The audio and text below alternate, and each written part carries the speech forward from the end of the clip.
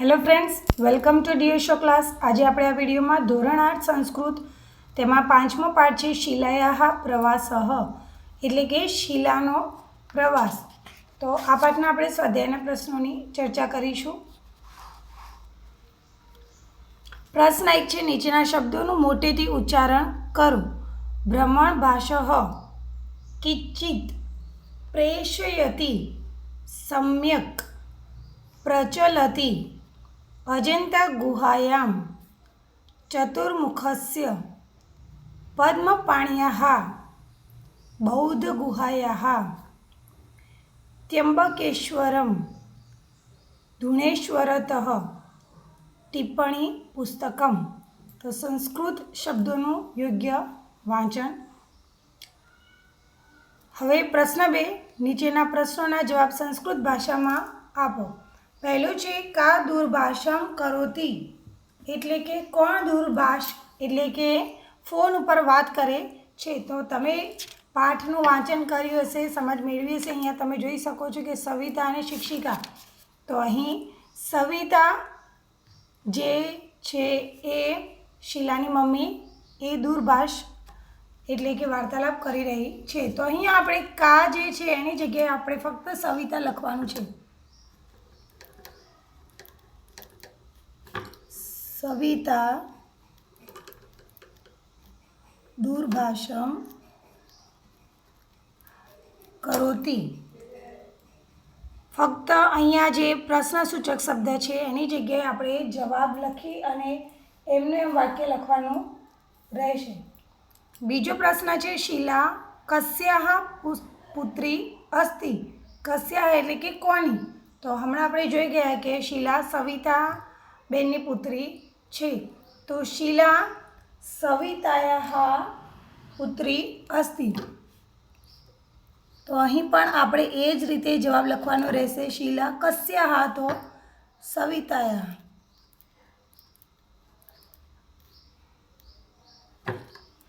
જે રીતે પ્રશ્ન છે એ જ રીતે જવાબ આપણે લખવાનો રહેશે. સવિતાયાહ પુત્રી અસ્તિ.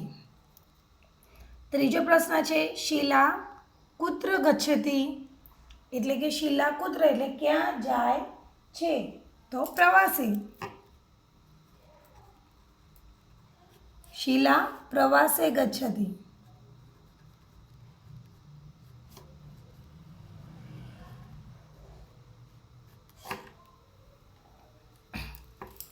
અને ચોથું છે, શીલા કિમ કિમ પશ્યતિ. શીલા શું શું જુએ છે. તો અહીં શીલાએ કયા સ્થળો જોયા હતા, શેના વિશે વાત કરેલી છે. તો શીલા અજંતા ગુહાયામ બુદ્ધસ્ય સુંદરમ શિલ્પમ, એટલે બુદ્ધ ભગવાનની એણે મૂર્તિ જોઈ હતી. પછી 4 મુખવાળા હરણનું ચિત્ર જોયું હતું અને બીજા એણે ઘણા ચિત્રો જોયા હતા. તો અહીં આપણો પ્રશ્નનો જવાબ છે એ આ રીતે આવશે. શીલા અજંતા ગુહાયામ ભગતઃ બુદ્ધસ્ય સુંદરમ શિલ્પમ. પછી બીજું ચતુર્મુખસ્ય હરિણસ્ય ચિત્રમ અન્યાની બહુની ચિત્રાણી ચ પશ્યતિ, એટલે કે ભગવાન બુદ્ધની સુંદર મૂર્તિ, 4 મુખવાળા હરણનું ચિત્ર, અન્યાની એટલે કે બીજા, બહુની એટલે ઘણા બધા ચિત્રો જોયા હતા.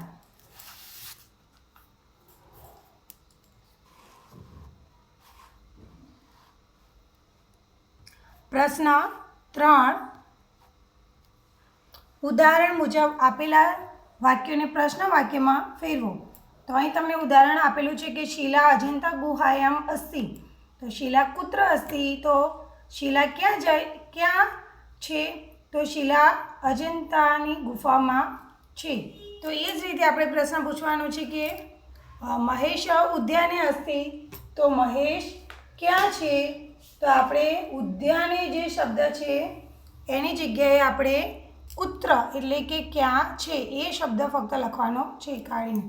જેમ આપણે અહીંયા પ્રશ્નસૂચક શબ્દ કાઢી અને જવાબ લખતા, તો અહીંયા જવાબ કાઢી અને પ્રશ્નસૂચક શબ્દ લખવાનો રહેશે, કારણ કે આપણે પ્રશ્ન પૂછવાનો છે. તો અહીં આપણે લખીશું મહેશ ઉદ્યાને અસ્તિ. તો મહેશः કુત્ર અસ્તિ?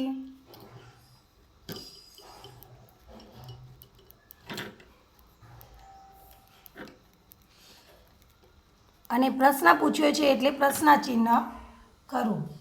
ફરીદા વાટિકાયામ અસ્તિ. ફરીદા વાટિકાયામ એટલે કે બગીચામાં છે. તો ફરીદા ક્યાં છે?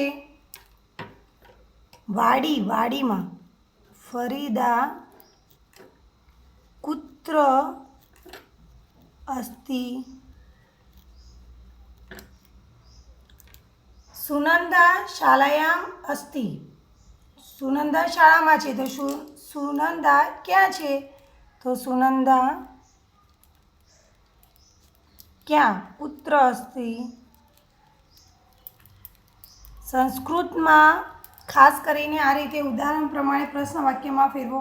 તો ઉદાહરણમાં જે પ્રમાણે કરેલું છે એ પ્રમાણે આપણે ધ્યાનથી સમજીને કરવાનું રહેશે. એ જ રીતે અહીંયા બીજું પ્રશ્ન છે ઉદાહરણ પ્રમાણે. શીલા ગૃહતઃ મંદિરમ ગચ્છતિ. શીલા ઘરેથી મંદિરે જાય છે. તો શીલા કુતઃ મંદિરમ ગચ્છતિ. શીલા ક્યાંથી મંદિરે જાય છે? તો શીલા ગૃહતઃ કુત્ર ગચ્છતિ. શીલા ઘરેથી ક્યાં જાય છે? તો અહીંયા બંને પ્રશ્ન છે. તો બે પ્રશ્નો આપણે બનાવવાના રહેશે. તો ક્યાંથી ક્યાં જાય છે એ રીતના આપણે બે પ્રશ્નો બનાવવાના છે. પહેલું છે નરેન્દ્ર કાર્યાલયતઃ ગૃહમ ગચ્છતિ. નરેન્દ્ર કાર્યાલયથી ઘરે જાય છે. તો નરેન્દ્ર કુતઃ ગૃહમ ગચ્છતિ. ક્યાંથી ઘરે જાય છે? તો અહીંયા આપણે પહેલાંનો જે છે એ પ્રશ્ન બનાવીશું.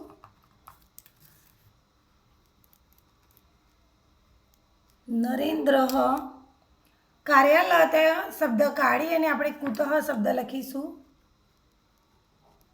કુતઃ બાકીનું એમનું એમ.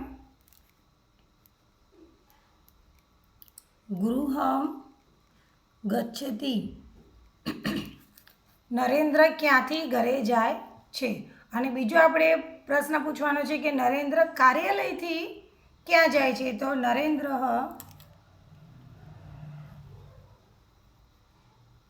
કાર્યાલયતઃ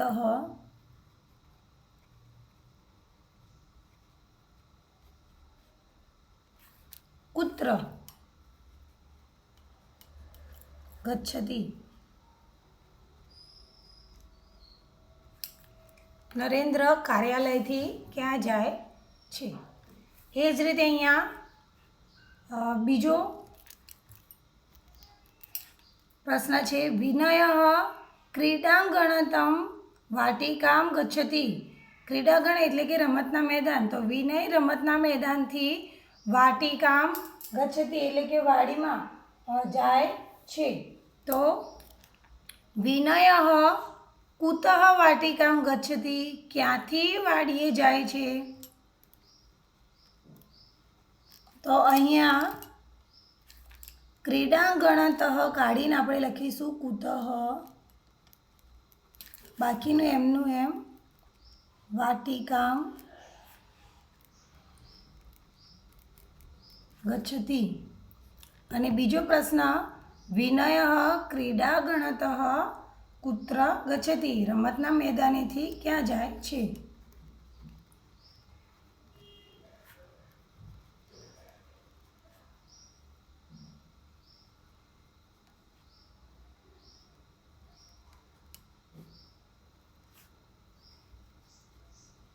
કુત્ર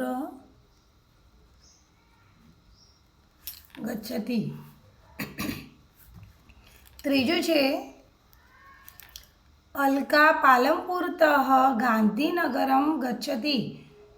તો અહીં અલકા કુતઃ ગાંધીનગરમ ગચ્છતિ. ક્યાંથી ગાંધીનગરે જાય છે? અને બીજું પ્રશ્ન આપણે અલકા પાલનપુરતઃ કુત્ર ગચ્છતિ. જાતે બનાવવાનો આપણે પ્રયત્ન કરીશું. અહીંયા પાલનપુરતઃ શબ્દ કાઢીને આપણે લખીશું કુતઃ ગાંધીનગરમ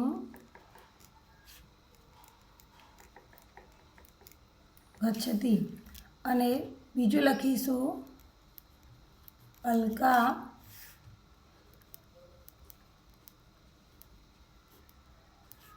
પાલનપુરતઃ કુત્ર, ગાંધીનગર શબ્દ નહીં લખીએ, કુત્ર ગચ્છતિ એટલે કે પાલનપુરથી ક્યાં જાય છે. આ રીતે પરીક્ષામાં પણ પૂછાશે તો આપણે ખાસ ધ્યાન રાખીશું.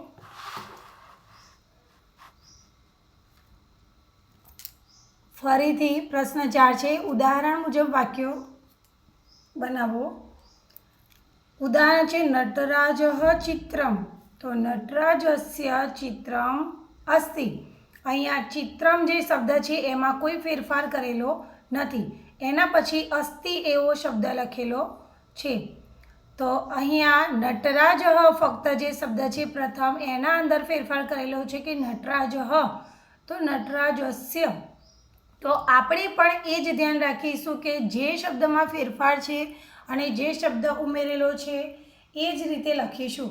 તો પહેલું છે વેદાંત પુસ્તકમ, તો વેદાંતનું થશે વેદાંતસ્ય.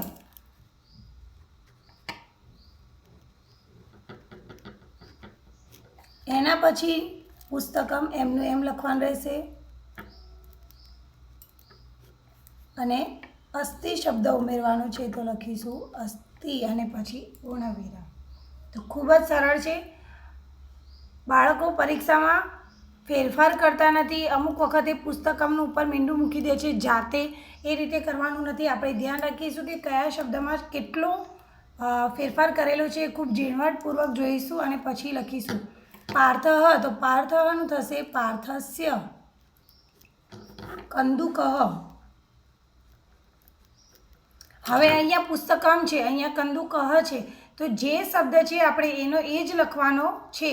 પછી અહીંયા કંદુકમ કરવાનું નથી, અહીંયા ફેરફાર કરેલો નથી બીજા શબ્દમાં, તો આપણે પણ એ ધ્યાન રાખીશું. અસ્તિ. કલ્પેશ લેખની, તો કલ્પેશસ્ય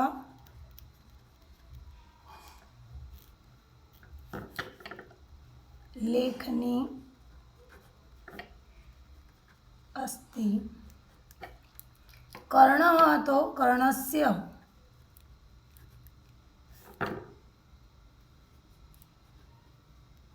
કુંડલમ અસ્તિ. નિસર્ગ, તો નિસર્ગસ્ય.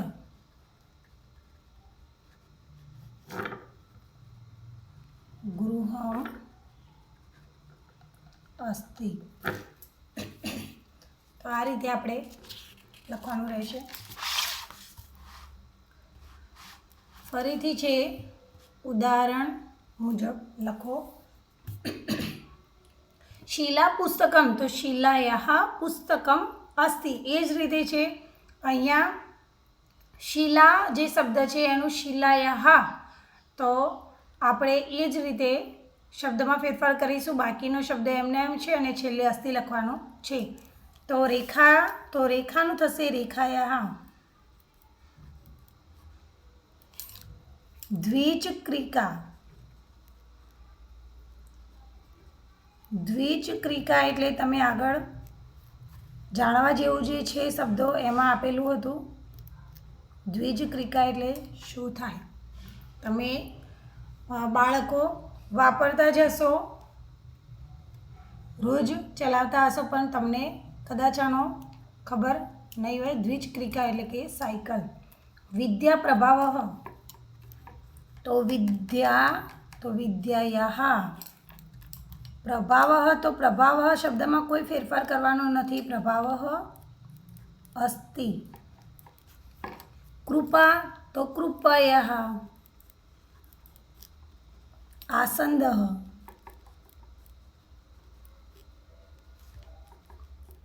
અસ્તિ. મીના, તો મીનાયાહ. પાઠશાલા, પાઠશાલા શબ્દમાં કોઈ ફેરફાર કરવાનો નથી. અસ્તિ. અનિક્ષા, તો અનિક્ષા, અનિક્ષાયાः શાટિકા અસ્તિ.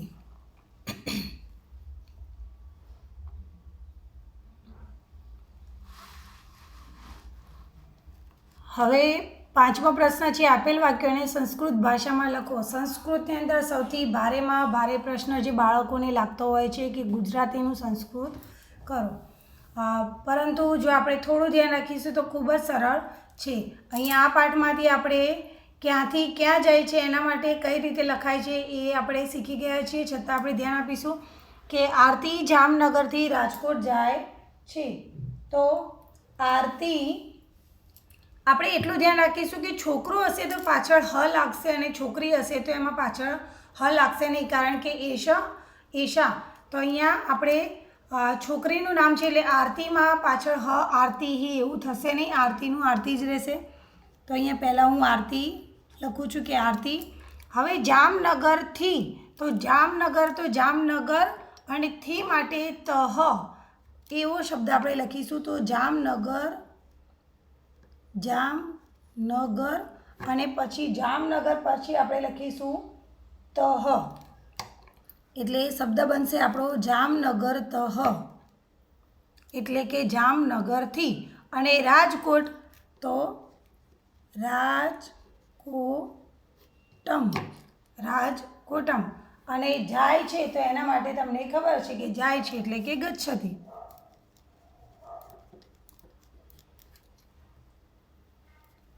એ જ રીતે હવે આપણે બીજું કરીશું. હર્ષા અમરેલીથી જુનાગઢ જાય છે. તો અહીંયા હર્ષા છે તો હર્ષા શબ્દમાં આપણે કોઈ ફેરફાર નથી કરવાનો. હર્ષા લખીશું. હર્ષા અમરેલીથી, તો અમરેલી તહ.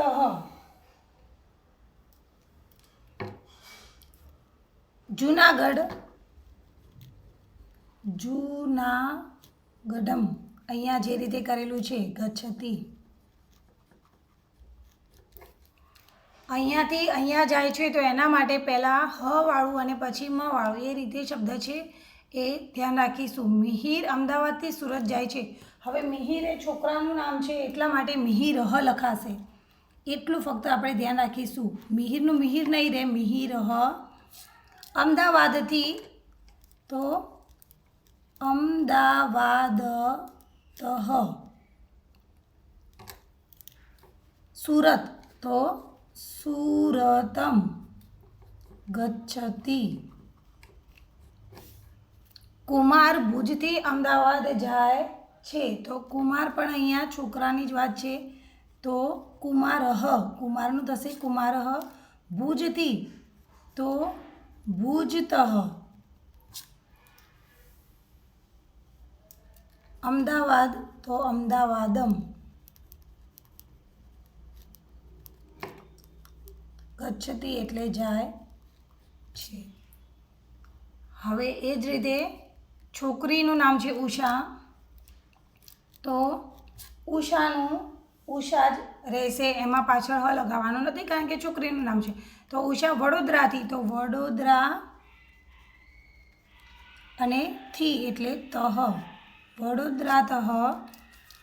પાલનપુરનું થશે પાલનપુરમ ગચ્છતિ. તો હવે તમને પણ આ સંસ્કૃતમાં શબ્દો જે છે વાક્યો બનાવવાના છે એ ખૂબ જ સરળ લાગતું હશે. તો આ રીતે આપણે પરીક્ષામાં બનાવવાના રહેશે.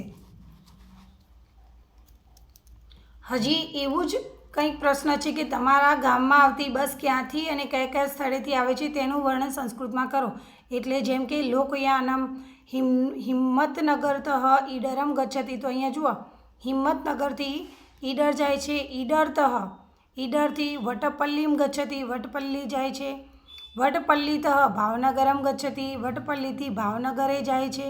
તો અહીં આ રીતે તમારા ગામમાં આવતી બસ ક્યાંથી કયા કયા સ્થળેથી આવે છે તેનું વર્ણન સંસ્કૃતમાં કરો. પરીક્ષામાં પૂછાઈ શકે છે. તો આમાં ગભરાવાની જરૂર નથી બિલકુલ. એ ખાલી તમારી બસ કયા કયા સ્થળેથી આવે છે એ સ્થળનું નામ તમને આવડવું જોઈએ. હવે અહીંયાથી અહીંયા જાય છે તો વડોદરા તહ પાલમપુરમ.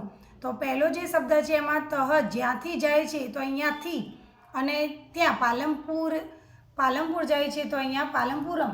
બસ એટલું ધ્યાન રાખવાનું છે. તો અહીંયા પ્રશ્ન 6 જે છે તમારા ગામમાં આવતી બસ ક્યાંથી ક્યાં જાય છે એના વિશે આપણે લખવાનું છે.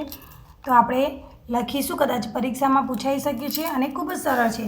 તો આપણે શરૂઆત કરીશું કે લોકયાનમ એટલે કે બસ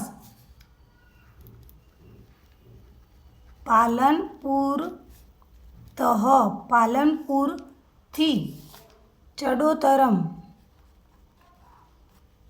ગચ્છતી. એટલે કે પાલનપુરથી ચડોતરે જાય છે. હવે ચડોતરથી ક્યાં જાય છે? તો ચડોતરથી વેડંચા જાય છે. તો અહીંયા આપણે લખીશું કે ચડોતર તહ, એટલે કે ચડોતરથી ક્યાં? તો વેડંચામ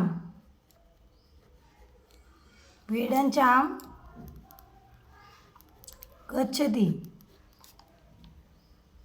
હવે વેડંચાથી ક્યાં જાય છે? તો વેડંચાથી સુંઢા જાય છે. તો અહીંયા આપણે લખીશું વેડંચા તહ સુંઢામ ગચ્છતી. હવે સુંઢાથી ક્યાં જાય છે? તો સુંઢાતઃ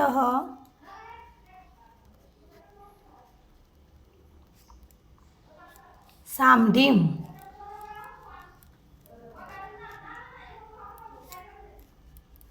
ગચ્છતી.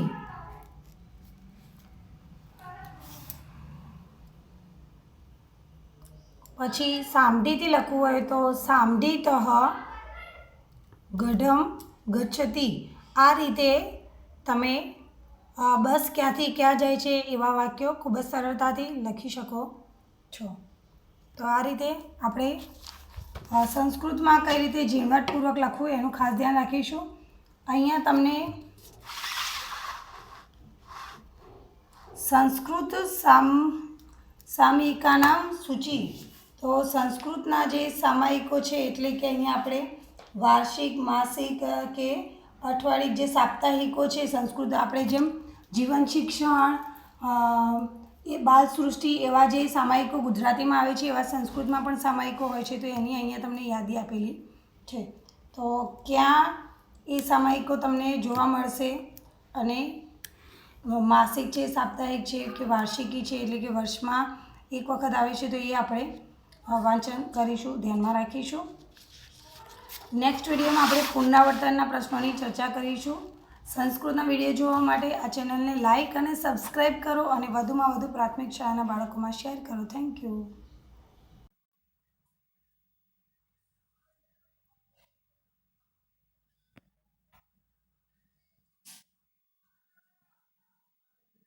Thank you.